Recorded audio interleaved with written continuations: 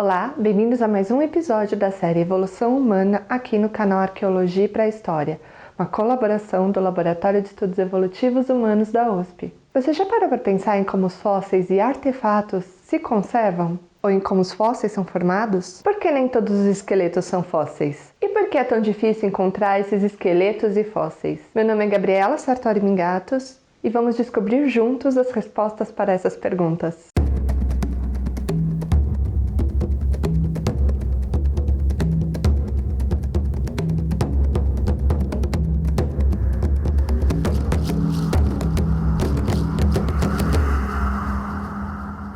Hoje vamos falar sobre a preservação de remanescentes ósseos arqueológicos.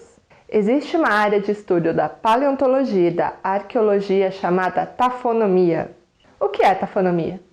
Não sei. O nome vem do grego tafos, sepultamento, e nomos, leis, ou seja, as leis do sepultamento. Tafonomia é o processo pelos quais os organismos passaram depois de mortos, e os artefatos passaram depois do seu descarte e abandono. A tafonomia também é responsável pelos estudos dos processos que afetaram o registro arqueológico. Um dos processos tafonômicos se chama fossilização. Mas o que exatamente é um fóssil? É um organismo que depois de morto conseguiu manter as suas estruturas o mais próximo das originais. E o que é necessário para se tornar um fóssil? Não sei. Basicamente, condições ambientais apropriadas. Isso significa que o ambiente influencia na forma em que o organismo morto vai se preservar. A exposição ao sol, intempéries, sedimentos que facilitam a decomposição, a ação de outros animais, como pisoteamento, movimentação e etc. Ah, agora eu entendi! Esses fatores não ajudam na preservação nem do tecido mole, nem dos ossos. A tafonomia vai estudar as causas da morte e da preservação ou não desses organismos. Assim que o organismo morre, ele passa por um processo de descarne ou decomposição dos tecidos moles, assim como um processo de desarticulação dos ossos. A situação em que se encontram esses remanescentes é crucial para a sua preservação.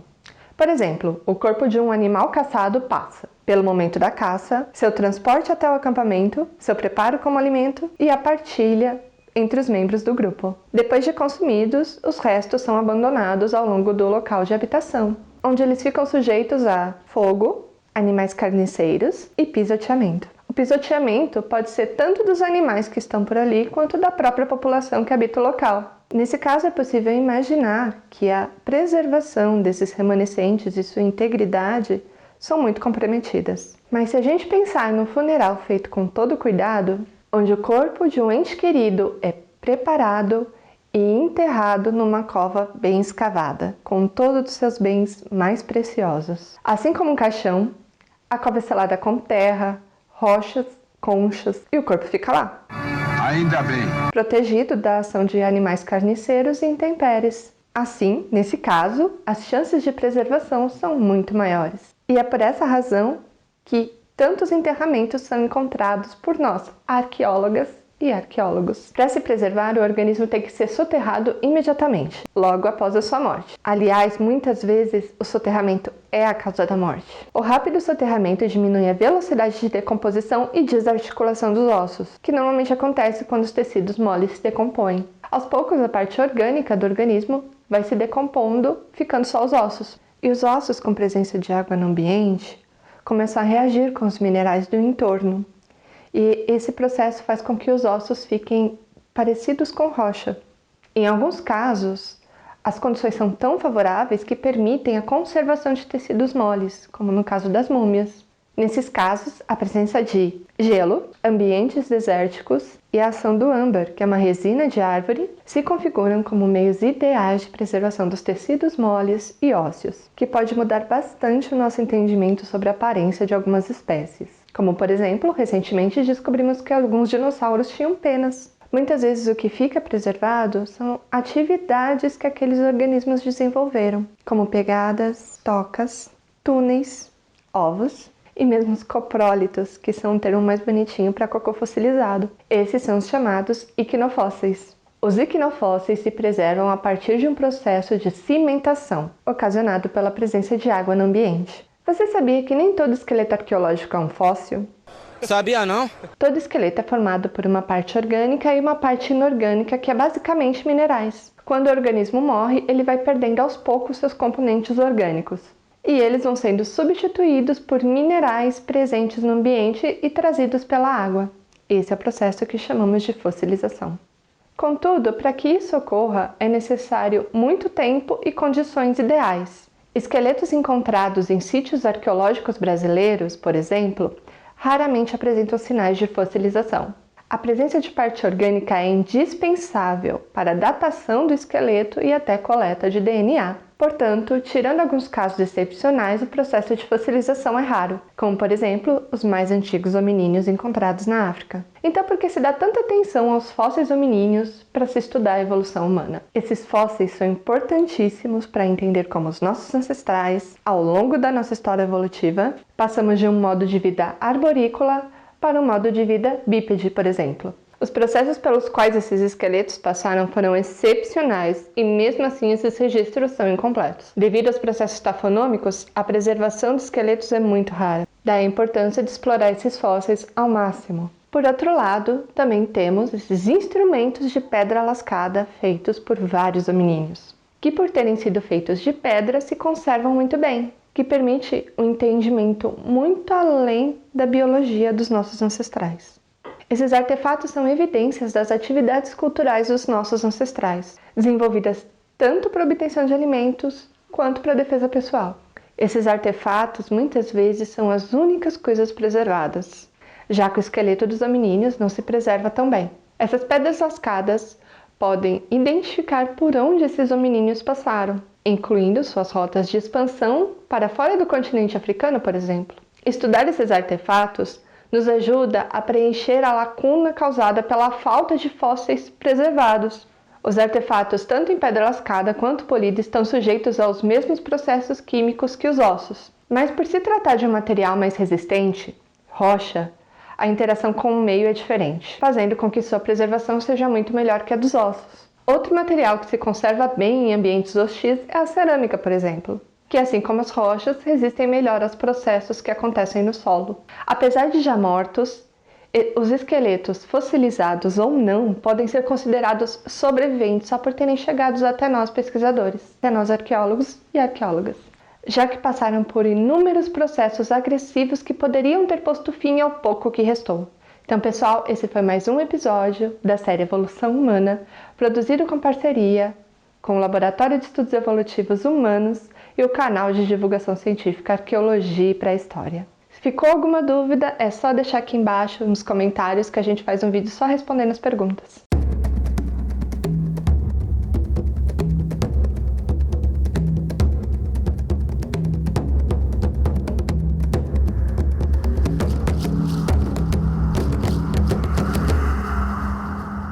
E não perca o próximo vídeo, onde vamos entender como os cientistas conseguem saber a idade dos fósseis e dos artefatos. Vamos aprender sobre as técnicas de datação. Não percam!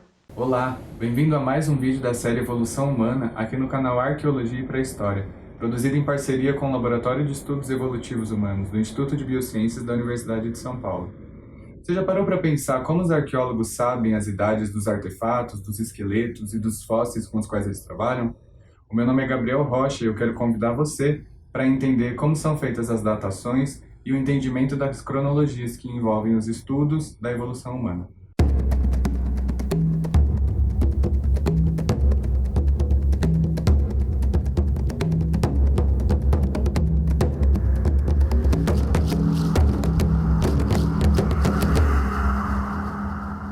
Hoje vamos falar um pouco mais sobre algumas questões da cronologia na arqueologia, como as referências temporais, as principais técnicas de datação, quais dessas datas precisam ser calibradas e o que é essa calibração, além de uma contextualização dessas datas em publicações acadêmicas no geral.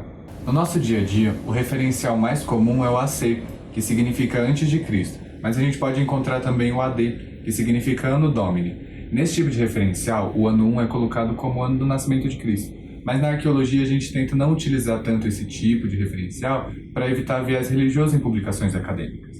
Essa maneira de olhar pode ser uma maneira meio simplificada, mas ela é muito útil para a gente conseguir entender a linha temporal de uma maneira mais fácil. Então, por exemplo, a 200 a.C., ou 5 a.C., ou século V, século XIX, etc. Na arqueologia, a gente utiliza os conceitos de datação relativa e datação absoluta, onde a convenção para a apresentação dessas idades é o AP, ou seja, antes do presente. O presente fica definido como o ano de 1950, quando começaram os testes nucleares no mundo, o que acarretou na alteração das quantidades de carbono na atmosfera. É importante lembrar que nas publicações em inglês vocês vão encontrar a sigla BP, Before Present, que também significa antes do presente. A datação relativa e a datação absoluta, ou também chamada de cronométrica, podem ser definidas da seguinte maneira. A datação relativa vai se basear em princípios de geologia, como a horizontalidade das camadas geológicas ou a sobreposição dessas camadas em perfis arqueológicos. A partir disso, a gente consegue fazer algumas inferências sobre os acontecimentos dentro de um sítio arqueológico. Normalmente, as camadas inferiores são mais antigas e as camadas superiores costumam ser mais recentes. Já a datação absoluta se baseia em princípios químicos e físicos e elas também envolvem testes em laboratório. A área da arqueologia chamada arqueometria fornece alguns métodos para essa datação. Um desses testes é a dendrocronologia, que nos permite datar a idade das árvores baseado nos padrões dos anéis em seu tronco. Ele é estabelecido de acordo com os climas das épocas e por isso é uma ótima maneira da gente datar os climas das épocas passadas. Além disso, ele nos permite ter alguma ideia da idade de construções ou outras estruturas feitas em madeira. Outro método é o método do carbono 14. Talvez seja o mais conhecido dos métodos. E ele se baseia no cálculo da meia-vida desse elemento. Então, explicando de maneira bem simplificada, o organismo enquanto vivo troca carbono com o ambiente e mantém a quantidade desse elemento no seu corpo estável ao longo da vida. Quando ele morre, ele para de trocar carbono e passa a perder esse elemento para o ambiente, através dos processos de degradação do elemento. Essa degradação, então, tem um período certo para acontecer. É a chamada meia-vida. A meia-vida do carbono 14 gira em torno de 5.570 anos, o que significa dizer que a cada 5.570 anos, o organismo morto terá metade da quantidade de carbono que teria o organismo vivo. A partir disso, então, é feito um cálculo matemático que vai estimar a idade em que esse organismo morreu. É importante lembrar que, como esse método se baseia na quantidade de carbono, e essa quantidade diminui ao longo do tempo, ele permite algumas datações um pouco mais recentes, indo até no máximo 50 ou 70 mil anos. A partir disso, a quantidade desse elemento na amostra torna-se insuficiente. As datas carbônicas, então, como são chamadas essas datações obtidas a partir do carbono 14, serão sempre acompanhadas pela sigla AP, e também pelo símbolo mais ou menos, que vai indicar a variação desse período que a gente está representando. É importante lembrar também que essas datas precisam passar por uma adaptação matemática. Essa adaptação ela é especialmente necessária para as datas obtidas no hemisfério sul do planeta, já que as condições climáticas nos hemisférios são diferentes, mas então ela pode ser feita por sites ou softwares gratuitamente, e isso é o que a gente chama de calibragem. As datas então que estejam calibradas serão acompanhadas da sigla CAL-AP. É importante notar que a técnica do carbono 14 não data diretamente o artefato arqueológico em si, e sim algum material orgânico que esteja ali por perto, como carvão, ossos ou conchas. No caso de fósseis hominíneos, ele também não vai datar diretamente esses vestígios. Isso porque, apesar de eles terem uma origem orgânica, com os processos de fossilização e sedimentação, eles tornaram-se rochas. Normalmente também esses fósseis têm mais do que 70 mil anos, o que também inviabiliza essa técnica. Mas para esses casos, existem outros métodos que a gente utiliza. É o caso do potássio argônio, do urânio tório chumbo, que da mesma maneira que do carbono 14, se baseiam na ideia do decaimento de um isótopo instável. Essas técnicas vão levar o nome pelo qual o elemento pai, ou elemento instável, espontaneamente transforma-se no elemento filho, ou elemento radiogênico. O método do potássio argônio vai utilizar então o elemento pai, o potássio, que se transforma no elemento filho, o argônio. A meia-vida desse elemento gira em torno de 1,25 bilhão de anos. Ele é muito utilizado para datar rochas metamórficas, ígneas ou vulcânicas, e por isso ele é usado para datar algumas camadas de cinzas vulcânicas, por exemplo, em sítios paleontológicos e arqueológicos, na maioria das vezes com mais de 100 mil anos. O outro método, do urânio tório chumbo, ele utiliza então da formação do chumbo, o elemento filho, a partir do urânio ou do tório, que são provenientes de cristais de zircão ou da uranita, por exemplo.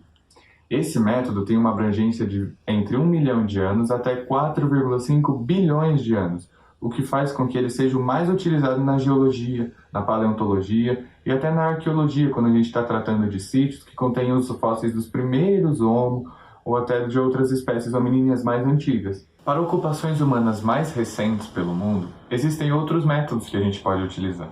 É o caso da LOE. a luminescência opticamente estimulada, ou em inglês que vocês vão encontrar OSL, Optically Stimulated Luminescence, é a mesma coisa. Esse método permite a datação de sedimentos e ele vai indicar quando esses sedimentos estiveram expostos à luz solar pela última vez, ou seja, ele vai indicar quando esses sedimentos foram recobertos. Uma maneira de definir a LOE é a luz emitida quando cristais são expostos à radiação na região da luz visível ou do infravermelho. No caso do cristal de quartzo, por exemplo, a gente sabe que esse estímulo acontece na região da luz azul e a emissão da luz será na região do ultravioleta. A quantificação, então, dessa luz é o que permite a datação. Ah, agora eu entendi! Agora eu saquei! Outro método que também utiliza dos estímulos é a termoluminescência, mas um pouquinho diferente da LOE, ela vai estimular esses minerais cristalinos termicamente, aquecendo eles até por volta de 300 e 400 graus Celsius. Então, explicando de maneira bem simplificada, o que acontece é que quando esse sedimento é recoberto e cessa a exposição deles ao Sol, eles passam a absorver radiação. Essa radiação ela é proveniente do decaimento de isótopos instáveis e também de raios cósmicos, mesmo que em menor escala. A partir disso, eles passam a reter elétrons no seu interior.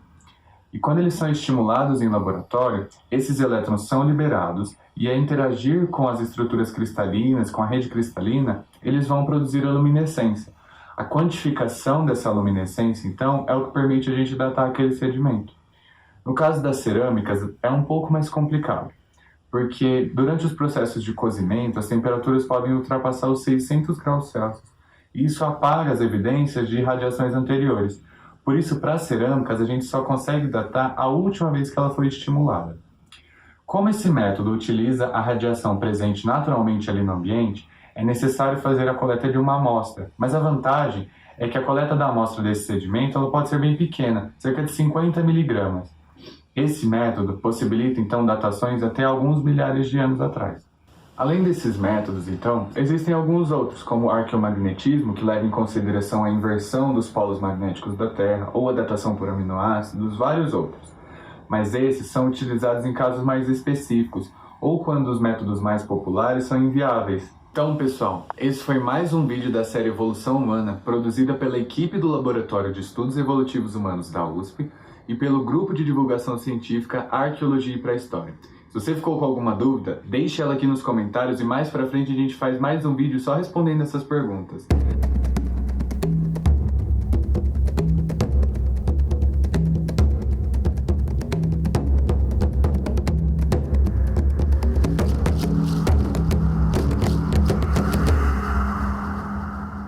E não perca o próximo vídeo, onde a gente vai finalmente falar da origem dos primatas e do início da nossa longa jornada evolutiva. Olá, bem-vindos a mais um episódio da série Evolução Humana aqui no canal Arqueologia e Pré-História, com colaboração do Laboratório de Estudos Evolutivos Humanos da USP. Você já se perguntou qual é a origem dos primatas? E qual é a relação entre gorilas, chimpanzés e bonobos e outros símios com os humanos? Meu nome é Gabriela e quero convidar vocês para saber um pouco mais sobre a origem dos primatas e um pouco mais sobre os primatas que existem hoje. Olha o macaco! Olha o macaco!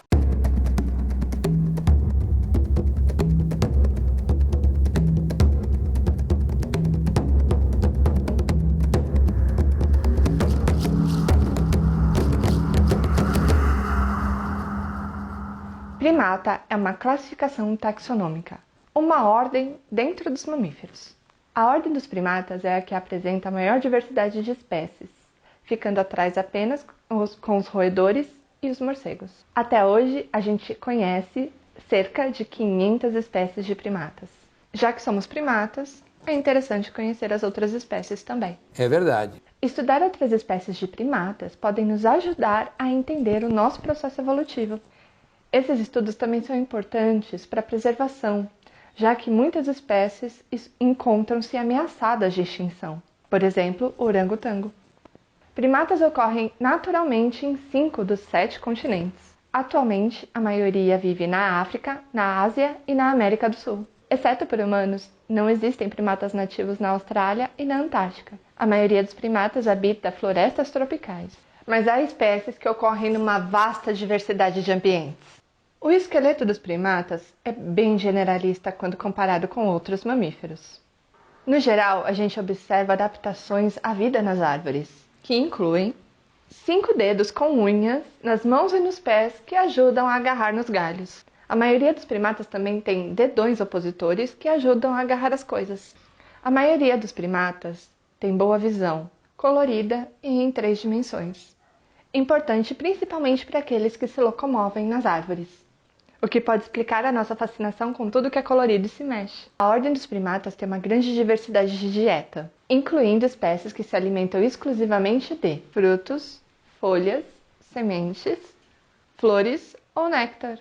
Os grupos carnívoros comem insetos ou vertebrados em geral. Humanos são onívoros e se inclui carne e vegetais na dieta. A comida é boa, o tempero é bom. Os modos de locomoção são muito diversos entre espécies de primatas. Isso inclui saltar, andar, correr, geralmente usando os 4 membros, escalar e braquear, que nada mais é do que pular de galho em galho. Nós humanos somos a única espécie bípede. Primatas têm o cérebro relativamente grande em comparação ao corpo. O tamanho do cérebro está relacionado em parte ao seu comportamento social. Isso porque primatas são, em sua maioria, seres sociais, embora exista uma variação no sistema social e no sistema de acasalamento. Muitas espécies apresentam um período pós-gestacional muito longo de dependência da cria. Diferentemente de pássaros, cachorros e gatos, cujas crias têm uma independência em pouco tempo, no caso dos primatas isso demora um pouquinho mais. Eles podem levar anos cuidando dos seus filhos. Os cuidados são feitos pela mãe, pelo pai e por outros adultos do grupo, assim como a gente.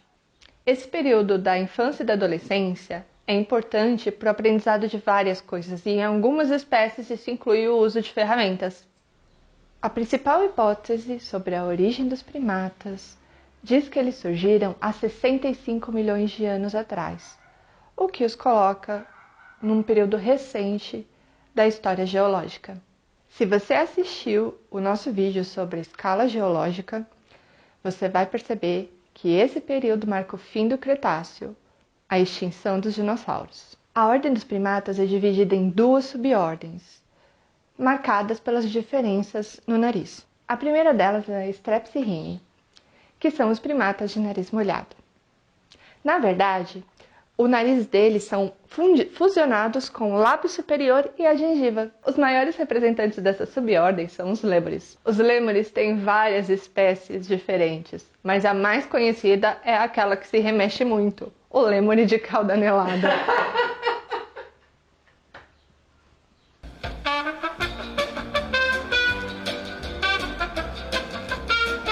Os lêmures só existem na África e na Ásia. A outra subordem é Aplorhini. Esses são os primatas de nariz seco, que inclui os társios ou macacos do Velho Mundo, incluindo o babuíno africano.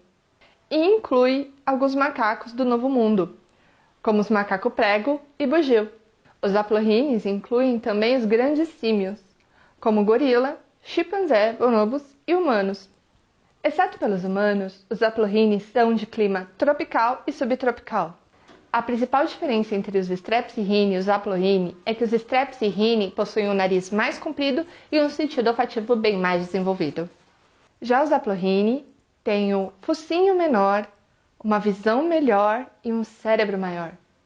Os Aplorhini possuem vários grupos, dentre eles a família Hominidae, que inclui os grandes símios, como gorilas, chimpanzés, bonobos e nós humanos. Semelhanças podem ser observadas na anatomia e no comportamento dos grandes símios. Todos, exceto os orangotangos e humanos, se locomovem apoiando as falanges das mãos e a planta dos pés. Para esse tipo de locomoção dá-se o nome de nodopedalia.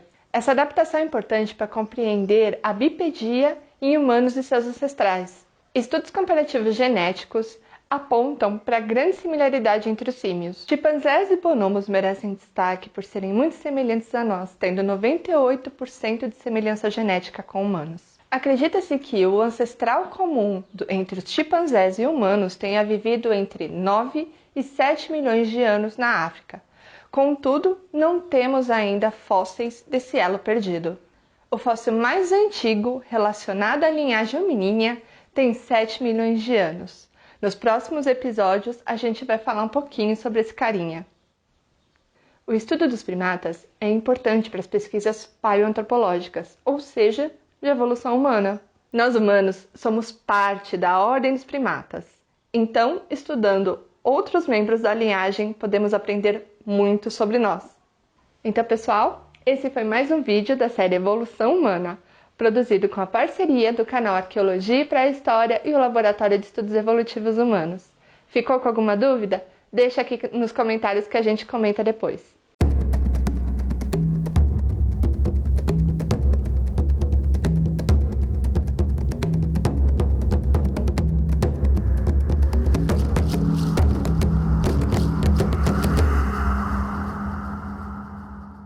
E não perca o próximo vídeo, onde a gente vai falar sobre como identificar fósseis e como determinar as espécies.